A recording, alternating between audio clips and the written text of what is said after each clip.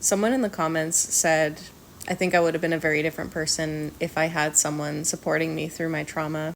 I'm not sure I would have taken on the traumas if I had someone supporting me. There are a lot of things that we go through in life that we don't take on trauma about, and I always wonder what the difference is. I assume it's some part of having human emotional support and being able to co-regulate through that emotional experience. I've always felt like I take on trauma really easily and I'm really sensitive. And that's what's tricky about trauma because one person's trauma is another person's normal day. And I really wish at a young age I was understood to be a highly sensitive child because I think that I could have avoided a lot of things that I was just pushed to go through. One of the deepest traumas I have is from bullying. That's why I'm a big advocate of protecting kids from bullying. And when it was happening, I could not fully describe to my parents what was happening to me because honestly, my autistic experience of the social dynamic couldn't really pick up why people were being so mean to me. So I would come home and I would just be like, kids are being really mean to me. And my parents were supportive and kind, but not there for me in the way that I needed to move through that experience. I needed someone to get angry for me and protect me. And after a while, I just took it and I felt like I couldn't bring it up anymore. I really needed like a big brother to go beat everybody up.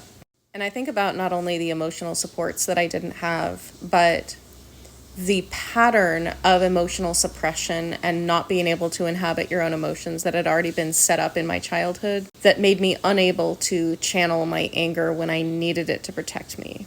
It made me unable to really connect with the emotional experience that I needed to connect with to let other people know that I was not okay, that I was being harmed actively. And some of that I think is body disconnection with autism and not being able to fully sense into the mind-body experience that you're going through and then also communicate that to other people. Some people believe in desensitizing people and like toughening them up. I don't believe in that. I think that we should be as sensitive as possible. All of us go through plenty of desensitizing, traumatizing events every day. We don't need to have an ethic of piling those on.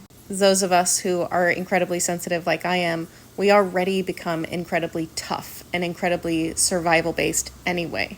If you throw me in a survival situation, I am right at home. But I still have a hard time finding the sensitivity and developing the sensitivity that has been lost over this life where I've been forced to live in situations that are just way overbearing on my nervous system.